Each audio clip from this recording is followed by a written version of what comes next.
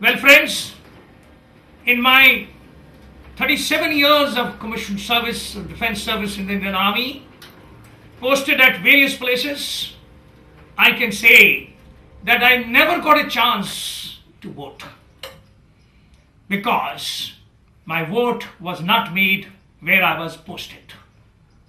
I appeal that this be given to the soldiers. It's an essential democratic right of a soldier and it must be afforded to them. Thank you.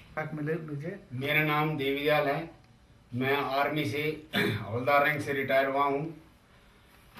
जितने साल मैंने army में service किया है, मेरे को कहीं भी वोट डालने का मौका नहीं मिला और मेरा जो बैलेट पेपर है वो गांव में भेज दिया जाता था, जो कभी भी मेरे घर पर नहीं पहुंचा। तो मेरी यही आप लोगों से प्रार्थना है कि जहां पर भी हम पोस्टिंग हो वहीं पर हम अपना वोट डालें। जी, मेरा नाम रामकृष्ण यादव है। मैं एक्स सूबेदार मेजर आर्मी से रिटायर हूँ। मुझे कभी भी मेरे सर्विस के दौरान डिफरेंट पैलेस पे मेरी पोस्टिंग रही, वहाँ पर मुझे कभी भी वोटिंग करने का अधिकार नहीं मिला। बैलेट पेपर मेरे घर भी कभी नहीं पहुँचा। तो मेरी आप लोगों से ये विनती है कि कम से कम मुझे ये चांस नहीं मिला, मेरे और जो सर्विंग भाई हैं उनको ये चांस सर्विस के दौरान उनको वहाँ पर वोटिंग का अधिकार उनके यूनिट में ही मिलना चाहिए। ये मेरी आपसे हार्दिक रिक्वेस्ट है।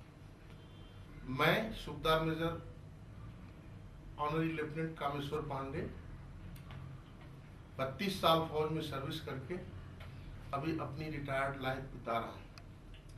आज सबसे पहले मैं श्री राजीव चंद्रशेखर साहब को धन्यवाद करना चाहता हूँ कि मुझे ये अवसर मिला कि मैं देश को ये बता सकूं उनके माध्यम से, या जो इस बाइट को देख रहे हैं उनके माध्यम से बता सकूं कि हम फौजियों के इलेक्शन के बारे में क्या व्यूज है। पूरी सर्विस में 18 साल की उम्र में मैं भर्ती हुआ था, मुझे कहीं भी वोट देने का अधिकार नहीं मिला।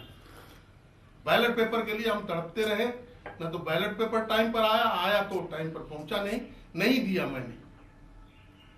और एक मीटिंग हुई थी इलेक्शन कमिश्नर के साथ में, वहां मैंने इलेक्शन कमीशन साहब को रोक करके बोला था कि अगर आप चाहते हैं इतिहास बनाना और फौजियों को उनका अधिकार दिलाना चाहते हैं तो मेहरबानी है, फौजी जहां पर भी पोस्टेड है वहां पर उसको वोट देने का पूरा अधिकार होना चाहिए। ये एक बहुत बड़ी फैसिलिटी है जो अपने विचार को व्यक्त कर सके।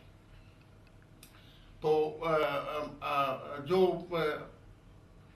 C371879P subedar major SS Negi, retired corps of signals. मेरा ये सुझाव है कि आज तक 32 साल की सर्विस में हमको वोट का अधिकार नहीं मिला, इसलिए हमारा जवान जिस यूनिट में सर्व कर रहा है उसको वहां वोट देने का अधिकार मिलना चाहिए। और पुराने टाइम पे जब हमारा टाइम था उतनी फैसिलिटी नहीं था, और बदलता हुआ भारत, इसके लिए हमें फौज का भी सहयोग जरूरी है। और इस हर एक नागरिक को जो सर्विस कर रहा है उसको ये अधिकार मिलना चाहिए।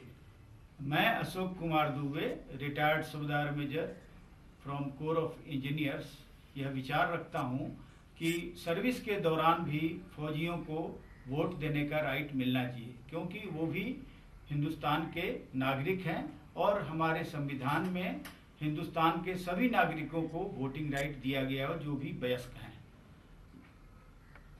रिटायर्ड सूबेदार मेजर अशोक कुमार दुबे यह विचार रखता हूं कि सर्विस के दौरान फौजियों को या रक्षा सेवा में लगे हुए अन्य विभागों में जो वर्दीधारी हैं उनको वोटिंग राइट मिलना चाहिए, जो कि मुझे पूरी सर्विस 27 साल की सर्विस में नहीं मिला। और वो फौजी भी हिंदुस्तान का नागरिक है और हमारे संविधान के तहत सभी नागरिकों को वोटिंग का अधिकार दिया गया। अतः सर्विस के दौरान भी लोगों को वोटिंग राइट मिलना चाहिए। मैं ex subedar major army captain BS Rawat, retired from corps of engineer. मैं 32 साल फौज में सर्विस करने के बावजूद और वोटर का अधिकार मिलने के बावजूद भी मुझे वोट देने का अवसर नहीं मिला। वजह कि बाय डाक बैलेट पेपर भेजना, उनका टाइम पर न मिलना, यूनिट का फ्रिक्वेंस मूवमेंट की वजह से ये मौका आज तक नहीं मिला है। अब चूंकि प्रेजेंट टाइम है, बहुत कुछ चेंज हो चुका है, अल्ट्रा मॉडर्न टाइम आ गया है, इलेक्ट्रॉनिक टाइम आ गया है, तो आज की डेट में ये बहुत आवश्यक है कि हर आदमी को वोट देने का अधिकार दिया जाए। मेथड प्रोसीजर जो भी हो, कन्वीनियंट हो, अडॉप्ट किया जाए और जैसा भी हो, लेकिन वोट देने का अधिकार उसी जगह मिलने चाहिए जहाँ पर आदमी पोस्टेड है on the date of polling. Method procedure ये डिसाइड करना इलेक्शन कमीशन की ड्यूटी है। Thank you. Thank you.